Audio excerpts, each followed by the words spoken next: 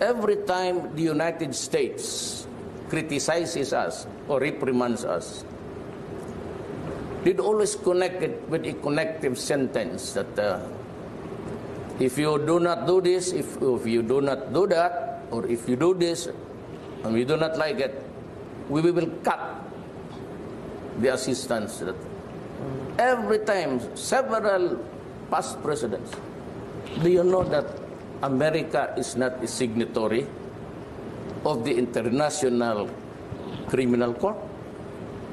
And here is a guy threatening me with prosecution. Excuse me. You must be crazy, you know. I had a talk in that meeting in Laos for the ASEAN. I personally requested to talk to the Prime Minister of Russia, Medvedev. So I told him my problem. And I said, you know, I am not asking for anything. We can survive with nothing. But I just want you to know that I want to be closer to you and China because I do not like what is happening to us. During the last day where he saw me, he went out of his way to shake hands with me. I said, Mr. President, oh, yeah, it's fine. And then he smiled and shook my hands. He said, I will wait for you in Korea, in Russia. Yes, of course, but not now because I cannot stand cold. You've become world famous for quite a number of sharp statements, and some people have even gone as far as to say that they're politically incorrect. Why did you choose this style of conducting politics? Well, I never. There was not an ambition. I never desired to be an international figure. I just have wanted to be just a mayor here, but fate somehow changed the course of my life. Now, foreign policy. Fundamentally, the foreign policy of the Philippines follows the foreign policy of the United States. Why? Well, we were occupied by Spain and made a colony for 400 years. But we were ceded to the Americans, and they occupied my country for 50 years. Finally, we had our independence after a bloody revolution and after several massacres. Didn't even bother to apologize. But at the same time, America helped the Philippines gain its independence in 1946 after Japan's occupation got away. So do you think, in a way, you should be grateful to them, or do you think that the West is using their allies? But if you're an American in front of me, I would say now to you, you want me to thank you for occupying my country? I said, you lived on the fat of the land for 50 years. You gave us our independence.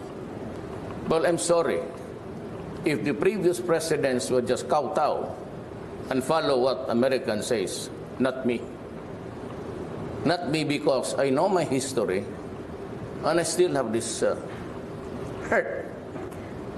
Was that hurt what made you call President Obama what you called him? I do not like to be ordered. But you know, even in the matter of the purchase of arms, there was this, we were negotiating until a few days. And one senator stood up and said that the Philippines has a record of human rights violation. We will suspend the arms. Go good. It is never a crime to protect a race. It's a self-preservation thing. And you trivialize it with the prosecution and mentioning about the cutting of the assistance that we get. So clearly you're leaning closer to an alliance more towards China and Russia rather than the U.S. As of now, I just also told President Putin that, you know, I just want to be friends, to show to the world that I am not limited to a few countries, that I have to interact with the rest of the world because we are a sovereign state. And we have to do business and to have diplomatic relations with everybody. And if there is good to it, then I thank God. Well, since you mentioned business and cooperation, can I just find out what the status on the defense cooperation agreement is between the Philippines and Russia right now? I am not ready for military alliances because we have a treaty that was signed in the 50s. But I am ready to cooperate with my new friends, China and Russia, to make this world more peaceful. U.S. decided to cancel the procurement of weapons. And I said, I have a friend who has plenty. But polls in your country show that most of your citizens support an alliance with the U.S. Yes. Still, so how are you planning to? Well, because having been a colony for 50 years, it should not surprise you. It's ingrained in the genealogy of the Filipinos. But little by little, I've been telling them, I made this decision because, but I think the Filipinos know the reason in their heart why.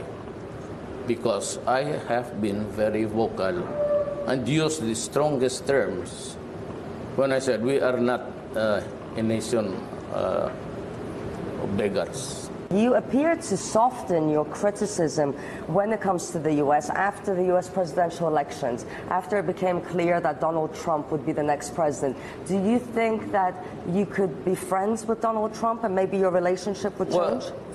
Well, I'm not at liberty to make it public, but there are feelers now. Even retired generals.